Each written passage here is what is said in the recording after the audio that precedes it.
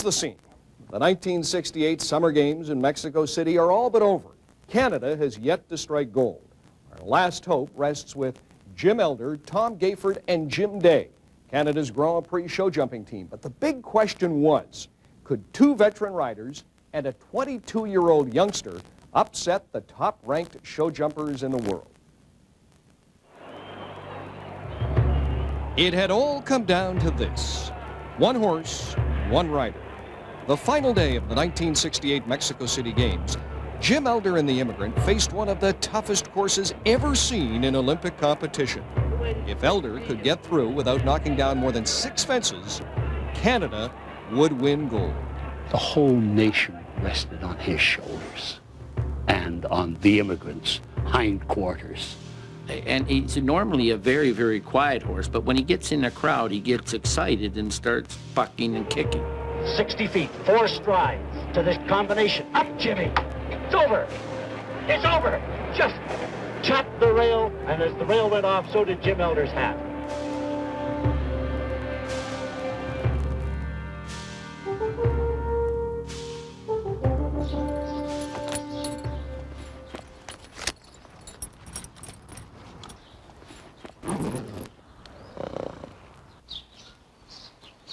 Over the years, I've got a lot of horses that have been very difficult horses, and that I've been able to try and bring the best out of them. And there's an awful lot of challenge and self-satisfaction doing that.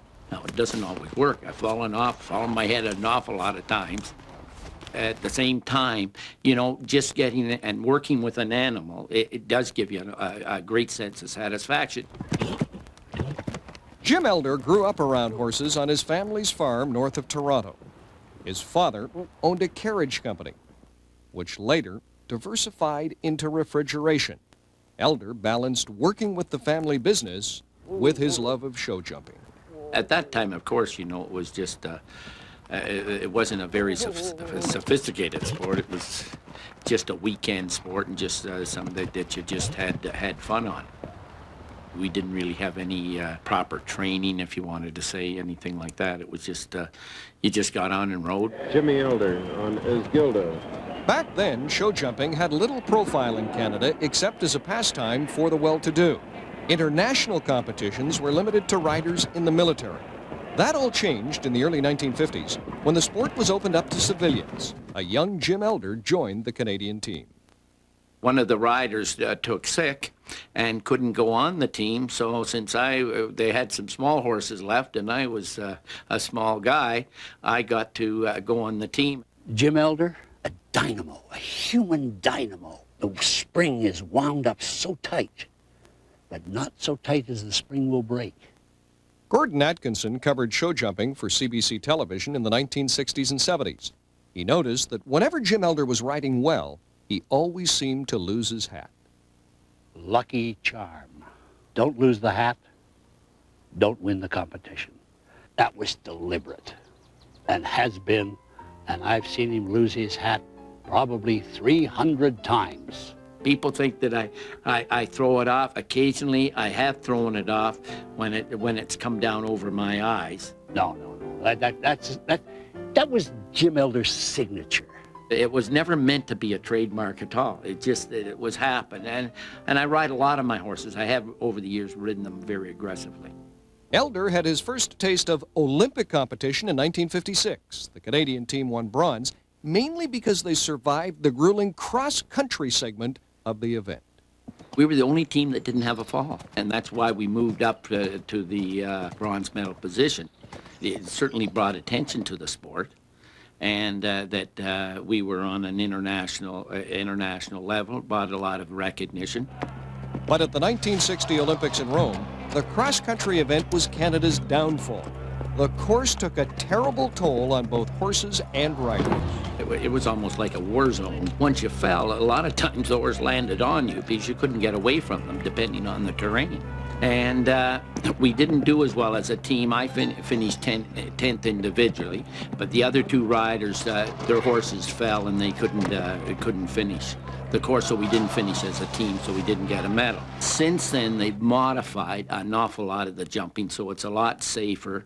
It's still a tough sport. It's still a tough sport, but it's not so hard on the horses or the riders. Canada's equestrians were a virtual no-show at the 1964 Games in Tokyo because most of the riders could not afford to go. Instead, they set their sights on Mexico City in 1968. Okay, Vicky, hold them up there and we'll just take a look. Yeah, that looks good. When he's not monitoring the stock market at his Bay Street brokerage firm, Tom Gayford keeps a close eye on the horses he keeps at his North Toronto farm. We'll get him back. He'll be back showing in a couple of weeks. A veteran rider, Gayford began a successful show jumping career in the late 1940s. He was also a member of Canada's Olympic equestrian teams in both 1952 and 1960. When the 1968 squad was assembled, Tom Gayford was named the team captain. Well, I was a little bit older and a little bit more experienced. I guess I did have maybe a little bit of the father image around, the long-time competitor, a little longer anyway. Tom is actually probably the most fierce competitor that I've ever competed against. And I think a lot of the foreign competitors will say the same thing. He's got a fierce, determined, and outlook when it comes to the competition, and you don't want to let him down. I don't like to lose. I'm a hard competitor. In Gayford and Elder, Canada now had 2/3 of its show jumping team for Mexico City. All they needed was that final piece to complete the trio. 3 galloping horses, Rascal. Jim Day is one of Canada's most successful thoroughbred horse trainers. But back in the early 1960s, he was just a young kid who loved to ride and happened to have a neighbor with an eye for talent. My dad's farm was about half a mile from Elder's farm, so it was a natural that I used to ride across the back field and kind of jump the fence into Jimmy's farm, and he would, help myself and several other young riders as well. Anytime we went over there, he'd always help us and encourage us. Jimmy Elder was a great encourager of young riders, and particularly myself, a great supporter. Jimmy Day was just 22 or 23, but Jimmy Day was an exceptional rider. He was like the Bobby Hull or the Bobby Orr of the jumping. Some of the riders, they have that killer instinct, and it's the same whether you're a hockey player, football player, or whatever, or a businessman. It's a killer instinct that wins. And Jimmy was always a strong competitor and a good guy to get along with. So the team was set. Now all they had to do was get to Mexico City. Easier said than done. At that time, we never got any money for our horses. The Olympic Committee or the Olympic Association never looked on our horses as athletes, even though they did with the boats and the scullers and the yachtsmen and things like that. They would pay our way, but they would not pay the way of our horses. Well, it'd be awfully hard to compete without a horse. And the horses are athletes. They are real athletes. Thanks to a fundraising drive, the team scraped together $11,000 and chartered an old cargo plane to take the horses to Mexico City. And how we got the horses up there, we got them up on a tow motor, but when the tow motor, you have to raise it up about 20 feet in the air to hit the cargo door. The stalls were made of plywood, so when you're going up on a tow motor, believe some of the bigger horses, they were rocking that tow motor pretty good. Now, I walked around to the other side of the plane and I saw this guy up on a ladder with a 2x4 banging at the engine of the plane. I said, "What the heck are you doing?" And he said, "Oh, I'm trying to knock this motor out." And I said, "Well, what are you knocking the motor out for?" "So it's just a fan motor." He said, "I'm just knocking out, it's not working." I said, "Well, you're going to replace one, aren't you?" He said, "Oh, no, it's got another one. We don't need to replace it." So I said, "Well, who are you?" He said, "I'm the pilot." Well, whatever the pilot did with that 2x4, it worked. Every horse and rider made it safely to Mexico City, only to come face to face with one of the toughest jumping courses ever built for an Olympic competition. Century of Canadian heroes on CBC. Brought to you by the Home Depot, proud sponsor of the 2000 Canadian Olympic team. And by Jeep. There's only one.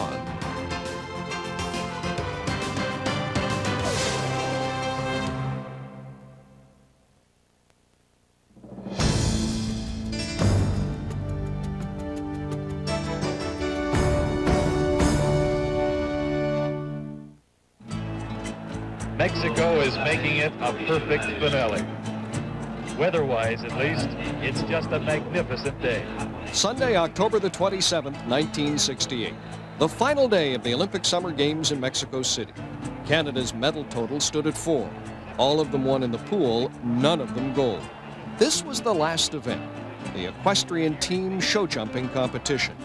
The European teams were heavily favored. In fact, most pundits gave Canada little chance. Most, but not all. I believe that the team would do it.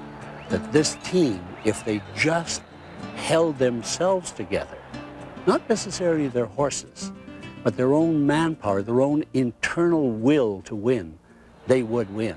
The course consisted of 17 jumps, and as they did their walkthrough the morning of the competition, the Canadians became concerned.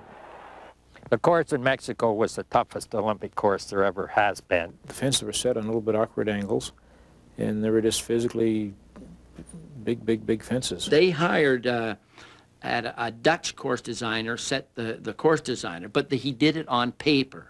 And what they did is they gave him the dimensions of the stadium, but what they neglected to tell him, that there was on either side there was at least 30 feet on either side for the track and field. So it shortened up the whole stadium, the whole ring. So when you went to put the jumps up, they had to enclose them all to a lot smaller and different distances. And it was a very, very tight course. The rules were simple. For every fence a rider knocked down, his team was penalized for faults. If a rider took too long to complete the course, time faults were added. So the team with the fewest total faults would win gold. It puts Canada into second place in the standings at the moment. At the start of the final round, Canada sat in second place. As the whole nation watched on television, Gordon Atkinson set the stage for the final round draft. Well, now I think we should just say, close the refrigerator, Father, pull out the kettle, Mother, because here comes the first of the Canadian team riders. And it's going to be Tom Gayford, team captain. First man on the second round. Big D.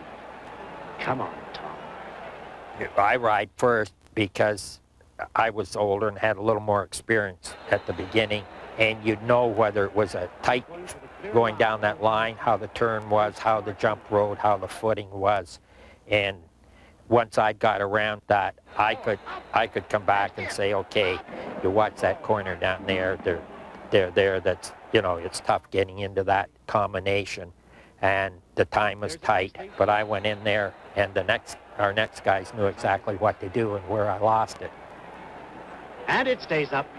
Tom Gayford of Canada. This is really going to give Canada a good position for a run for that gold. And by golly, we just haven't had much to cheer about down here at the 1968 Olympics. And next up for Canada was the kid, 22-year-old Jim Day on Canadian Club. For some reason, the first fence always made me a little worried. Once we got over the first fence, things seemed to get into a rhythm and go fairly well. This is the finest rider ever developed by Canada, in my opinion. That's the way. Nice and smooth. Canadian Club, look at this horse. Alert, bright. Some horses get nervous and come unraveled, you know, in a tense atmosphere, but he seemed to respond and just jump better and handle it extremely well. He was, you know, I think pumped up for the occasion. He's passed the allowable time limit of 96, and he's over, and it's a very, very good round. A knockdown at 7A, a knockdown at 9, a touch on the water at 11, and a knockdown at 12. A very good round for Jim Day of Canada. Day's ride kept Canada in second place behind France. But France could put the gold out of reach if its last rider, Jean-Pierre Doriola, put in a good round. This could be the chance for Canada to be knocked out or be in for the strong gold medal. I guess the tension got to him a little bit. He's a great rider, a great competitor. He's got 4 faults. Let's count them up here. 4 faults. But I guess maybe something just misfired. The horse made a mistake and just threw him off. He's going to be very close to it. A knockdown. That's 8 faults so far. The more pressure he put on this horse to try and build him up into, the worse the horse got. 7A. It's a knockdown to 7A. That's 12 faults. The horse just blew his mind. He's going a bit fast. Yes, sir. I mean, a horse is like any athlete that you have to concentrate. The flag is waved. It's 20 faults, 24 faults, 28 faults. Just a basketball score of faults. Well, this is very encouraging for the Canadian rider Jim Elder, because the French score at the moment is 110 and a half, and quite honestly, it's higher at this point than I would have expected it, knowing that Doriola was to be the anchor French rider. This gives Canada a great opportunity for the gold medal, Gordon, a great opportunity. We got a shot. We got a good shot. He just opened the door for us, as you said. It was a wide open door. Jim Elder on the Immigrant. The Immigrant's a fairly young horse. So it was all up to Jim Elder. If he managed fewer than 7 knockdowns, the gold medal would be Canada's. So when you're standing there and coming down the ramp, there's all sorts of emotions and feelings that just revolve around the whole stadium. You can just feel it. Well, the horse feels it too. And his heart, you just feel him when you're walking, standing or walking as you're going down slowly. It's just pounding, you know, like it feels like 100 miles an hour. So you just take him in gradually and try him, you know, just settle him, keep him settled and try and keep him focused. What I remember is trying to start him up, and normally this horse, when he sees a crowd, he gets very aggressive and starts kicking and bucking. And he bucks them around. The horse gets a little nervous. Jim Elder on the Immigrant. I was about like this. You know, we were riding every fence with him. Up to jump 2. Very good jump. Jim Day sitting beside us here, just holding his breath, as are we. I watched the last round in the CBC announcer's booth with Gord Atkinson, and he was practically jumping right out of the booth with every fence. Dear God, please help him. You know, we don't need 47 faults. You know. Coming up to the gate. Oh, rail off. And Jim. It was the 3rd fence, I guess, that I knocked down. You know, I as I said, I felt the horse tired. So you have to keep on picking him up and encouraging him. Looked like the horse might refuse it. Jim pushed him on, took him over, and it's a good round. I said to myself, if he loses his hat early and the Immigrant bucks on the 4th or 5th jump, relax, everybody. The gold medal is ours. Up, Jimmy. It's over. Just chopped the rail, and as the rail went off, so did Jim Elder's hat. As soon as his hat flipped off and his elbow started flapping, you knew he was really concentrating. You're nursing him around, Deanna. Pull him back together, pull him together a little bit, give him a breather, then get aggressive into him coming down the next line of fences. Up to 9. Up to 9. Over. Up to 10. It's over. And now it's around to the right. 2 big bucks there by the Immigrant. 11 was 16 foot of water, and you had to ride very, very aggressively at it. He's over the water, good. Knocks down on 12A. We were in a gold medal position at that point if Jimmy didn't mess things up and fall off or do something silly. The Red's 5'3". And he stands back and he pushes high. 96. He's coming up now. He has just passed his 96 allowable time limit. And it's up and over the final jump. And he's through. And there's no doubt that Canada has won himself a gold medal with Jim Elder, Jim Day, and Tom Gayford. And of course, Like, you just can't believe it. You know, when you're there and it's happened, it's as if you won the $1 million lottery. But that one shining moment on one day in Mexico City, we were the best in the world. I was thinking to myself, I said, geez, now we won the gold medal. Does that mean I got to stop riding? Because that's what everybody says. Oh, the ultimate is the gold medal. As I was walking up the ramp, I said, oh, what the hell? I'm having too much fun. I'm not going to stop now. And more than 30 years later, Jim Elder still hasn't stopped. A lot of the time, you'll find him in his cluttered office running the family business. But he's never too busy to accept an invitation to go riding. Especially when that invitation comes from a pair of old pals from 1968. And invariably, the conversation will find its way back to that hot Sunday afternoon in Mexico City. I think as time goes on, that was nearly 20-odd years ago, 30 years ago, I guess, almost, 31 years ago. And it becomes even more significant now as you think back at the time. You know, you're young and you're competing and, you know, you're looking for the next competition after it again. But as time goes on, you look back and, geez, that was a pretty big deal in the olden days. It was just kind of an unbelievable thrill, and you still just shake your head a few times when you think about it. We're on top of the world. I said, who would believe it? You know, first time I said, we're on top of the world.